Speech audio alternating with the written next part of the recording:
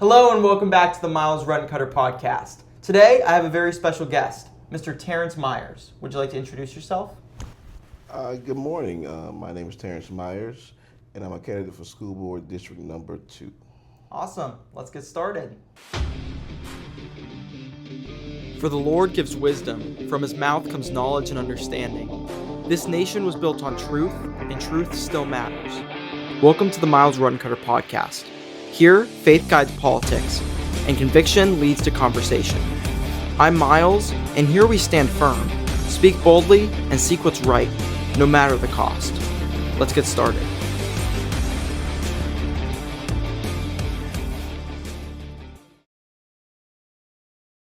To begin, you've spent 18 years in education across nearly every level of education: elementary, middle, high school, adult education, and truancy.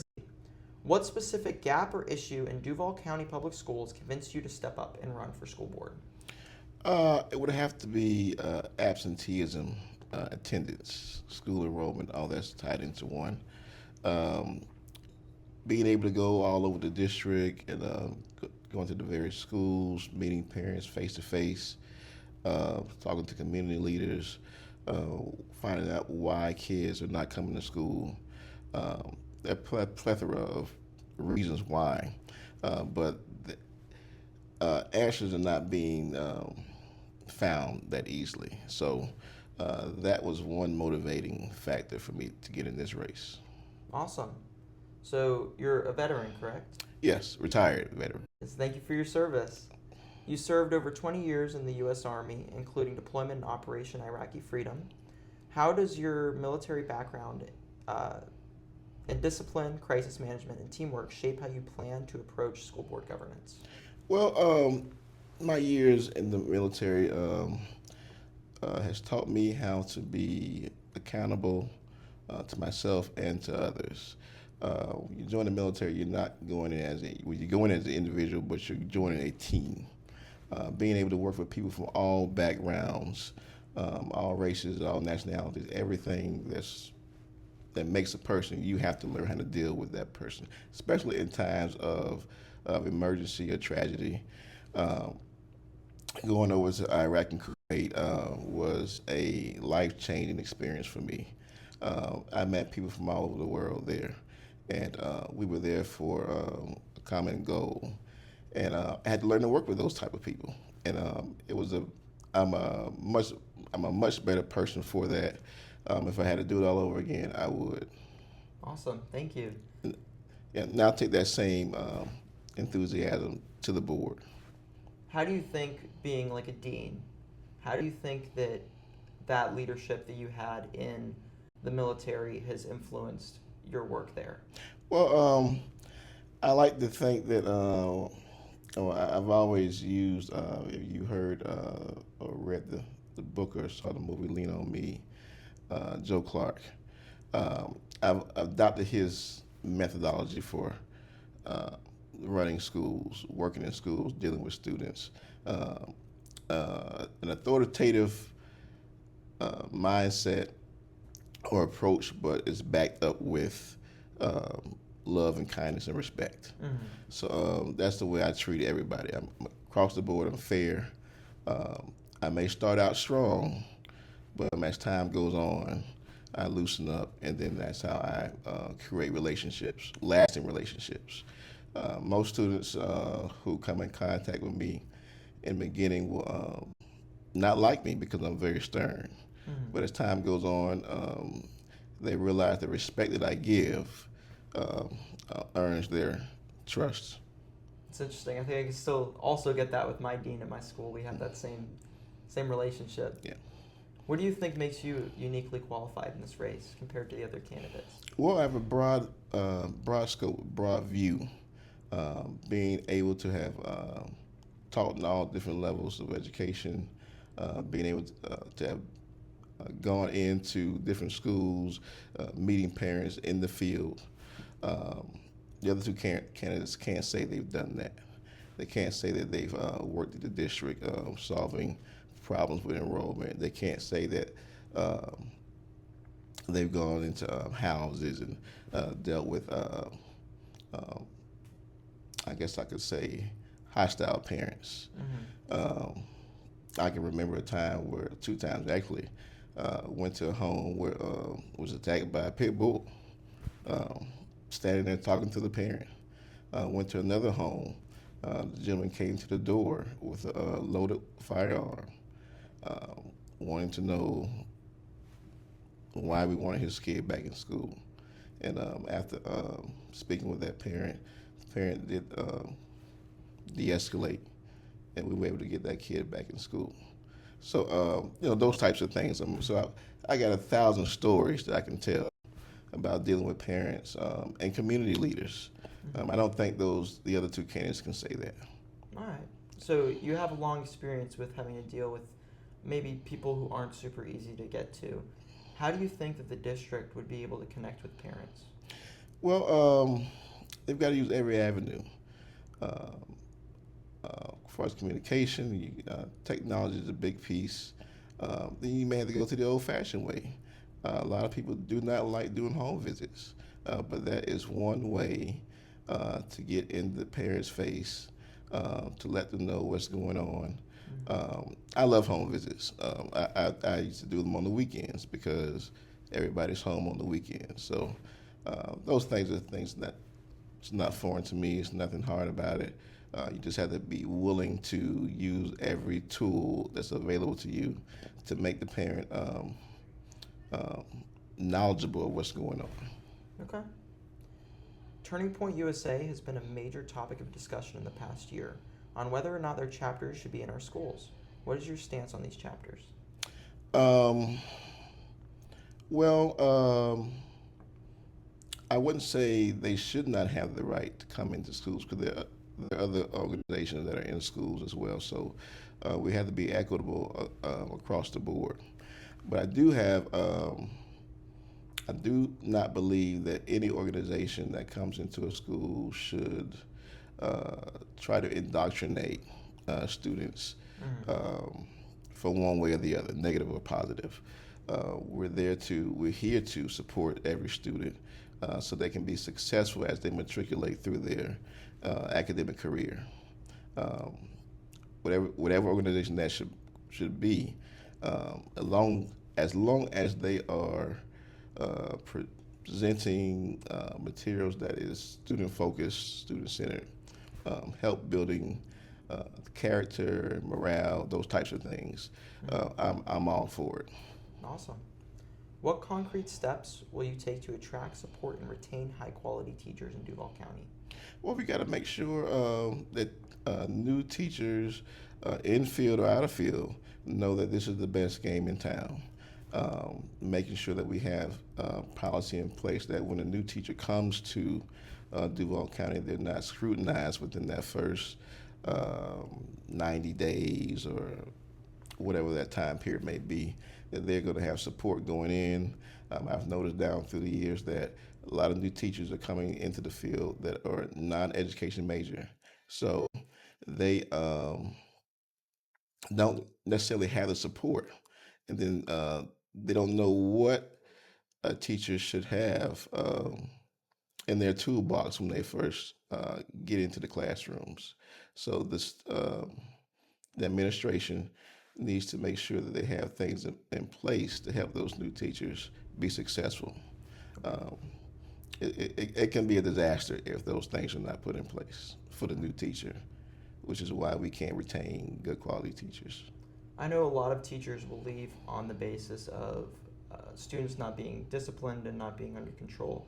How do you think that we'll be able to manage students? We got to put systems in place. Most times, there are all types of systems out there. Every school's different. I can say schools on the south side of town are different from schools on the west side of town. So you have to find out, you have to know your environment, know the community, learn the students, find out what is going to work best for your particular school. And that goes back to who's leading that school. We need to have administrators that are in place that know how to find the pulse of the people. So they're not there just because they were promoted to this position. they need to find out how to motivate that particular body of people. Mm-hmm. How do you think we keep those schools safe overall? I know school shootings have been a big talk for a long time. How do you think that under your leadership we'd be able to keep our schools safe? Well, the district has made a good step in putting in the weapons detector, but we need to do a little bit more, and that means getting more involved with the community, getting more involved with the students. The district has turned into a non-punitive district, which means we don't punish students. We give consequences. So that's something that teachers understand too. That we're trying to build relationships, positive relationships, because most times when things are happening at school, we get the information from the students, and then we're able to curtail whatever activity that may be coming up. And that goes back to keeping discipline down. If you have a relationship with your student body, then you're not going to have a lot of negative things happening on campus. Mm-hmm. It's just not going to be possible because the students are going to let you know what's going on beforehand, and that's when you act. So it takes a village. Yeah. It takes a community to help keep things safe and stable. Yeah.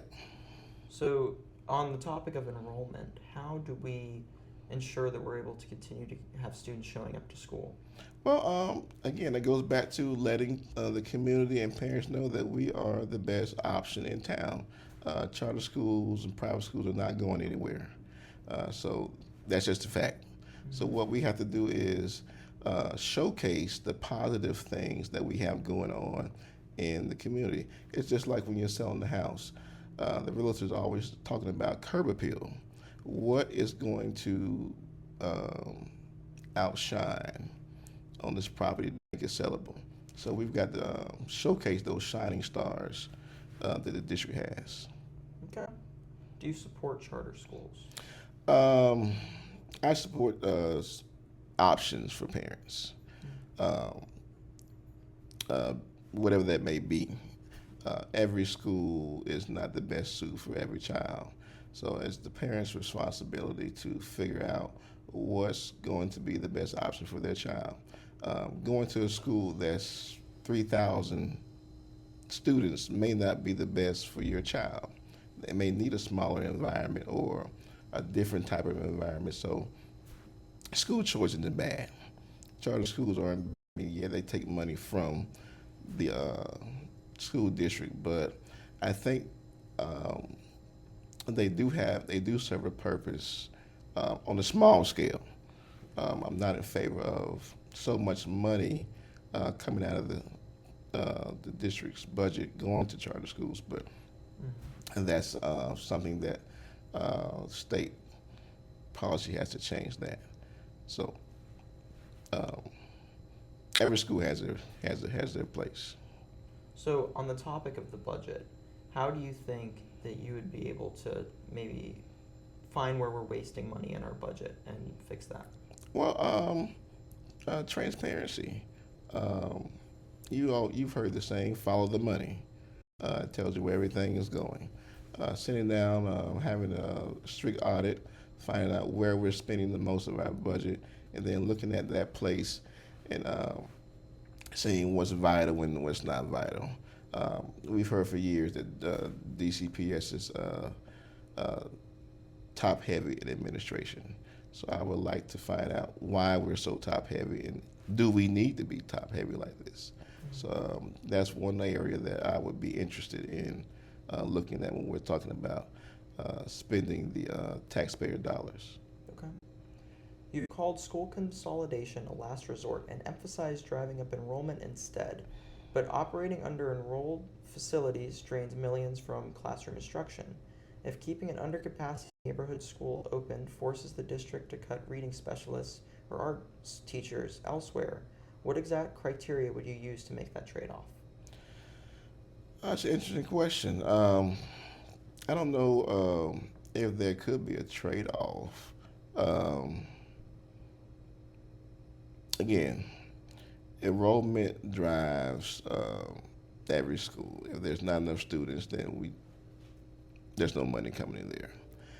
On the other side, you have to look at why is this school that vital to this particular neighborhood, and if there are no options available to keeping that school open, then of course it has to be consolidated.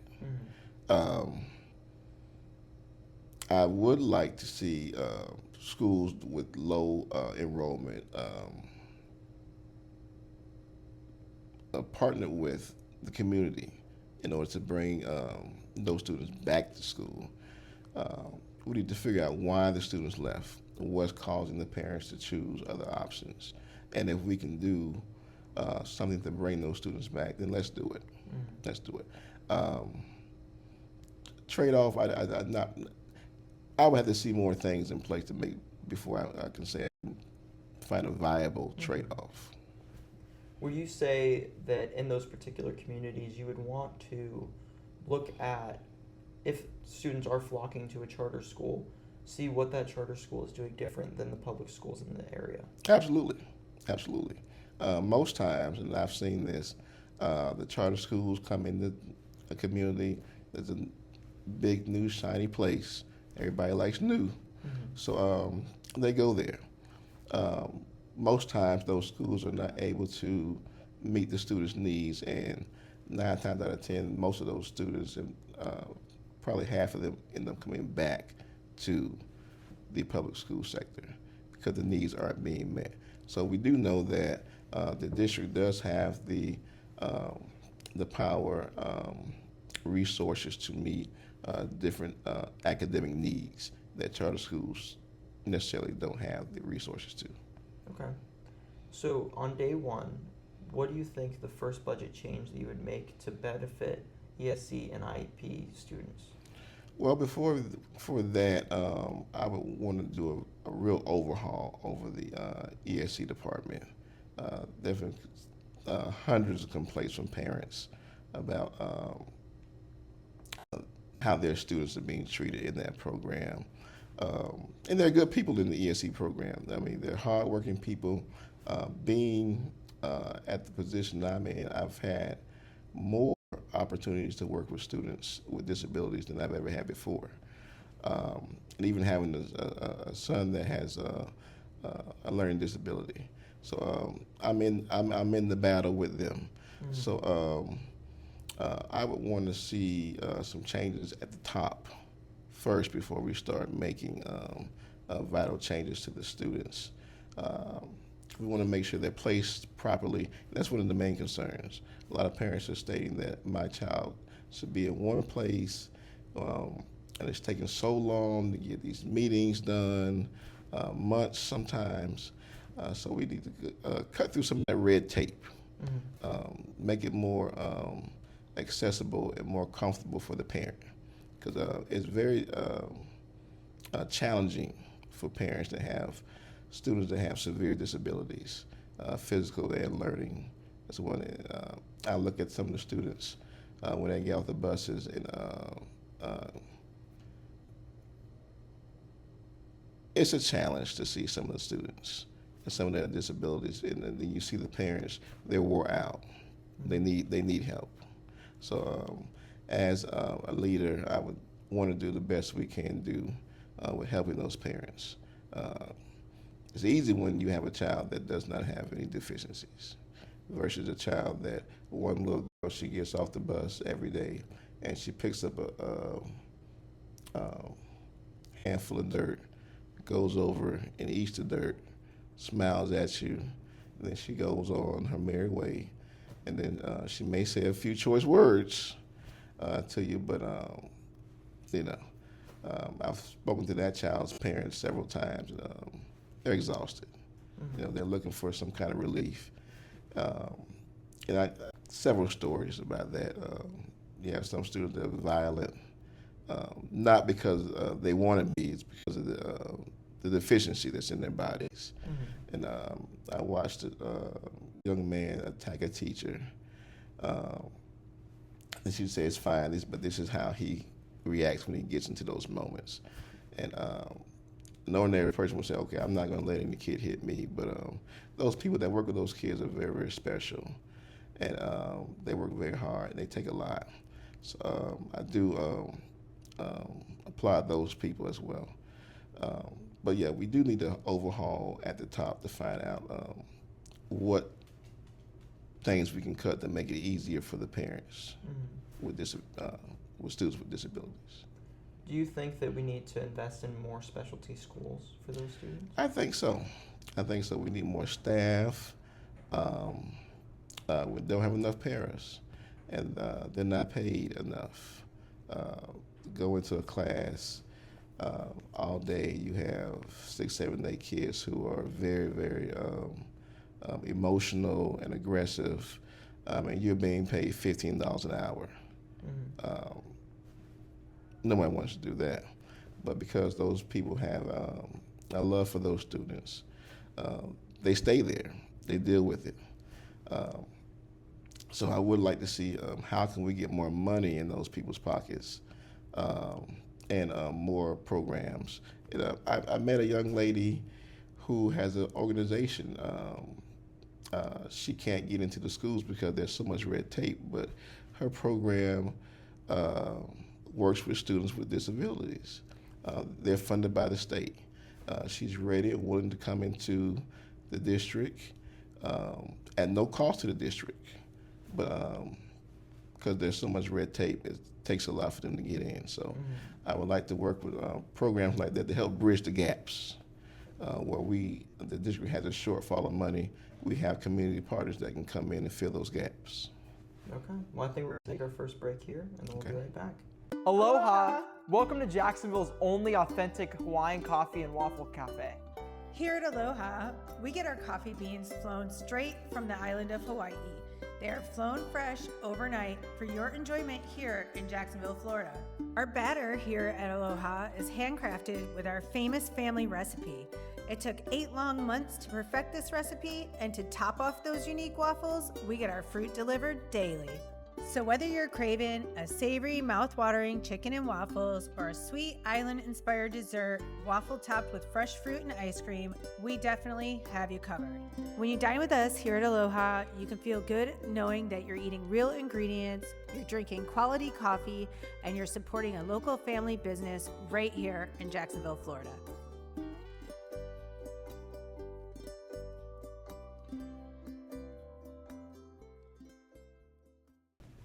All right, to continue, how do you think we'll be able to reduce computer-based testing? I don't think that's going to be able to be reduced because technology is here. On the e-learning model, I like to call it, it's here, it's not going anywhere. Education is being introduced to AI. Paper tests are becoming a thing of the past. Even on the collegiate level. When I test my students in class, it's all done electronically. So I don't think that's going anywhere. Okay. So. How do you think we'd be able to expand CTE programs in the district? Well, one thing that I've noticed, we have CTE programs in every school, every high school, every middle school. We have 2 dedicated CTE programs, high schools on the west and north side, but we don't have anything like that on the south side of town. I would like to see a dedicated CTE high school on the south side of town for students in District 2, so that they won't have to go to Frank H. Peterson that's on the west side of town. And we need more programs that are conducive to the work industry here in Jacksonville. We need to showcase those programs a little bit more. We have a small financial district. Jacksonville is a customer service industry town. We have the tourism and hospitality industry. You have 2 major military installations here in Jacksonville. So we need to find CTE programs that are geared towards those industries and make them more accessible to students.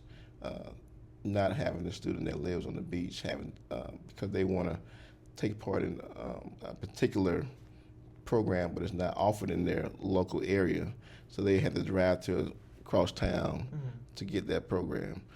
We need to make sure those programs are accessible to all students in their areas. Okay. I know we spoke already about discipline, but in your 4-point plan, you mentioned consistent and fair student discipline. How do you define that? Well, Duval County is not a punitive district anymore. We give consequences. We don't punish students. That's the parents' job if they choose to do that. We can't stack consequences because you may like one student more than you like the other. That's not fair. Making sure we have a code of conduct. When a student violates that infraction, then we use the code of conduct to administer the consequence to every student. There are no breaks, there are no cuts. If you give one child a break, you have to give the next child a break. I'm straight down the middle. Every student that I've come in contact will tell you that Dean Myers is as fair as it comes. So there's a program called Ask Angela, and what the program is it puts posters in the bathroom that help students find help if they're suffering from abuse and helps them find the right resources. Would that be a program you'd be interested in implementing in our district? Absolutely. The more resources students know about, the better.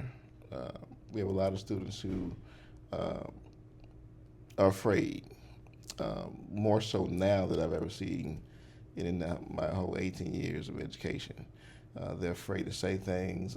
They call this thing, they won't tell because they don't want to be called a snitch.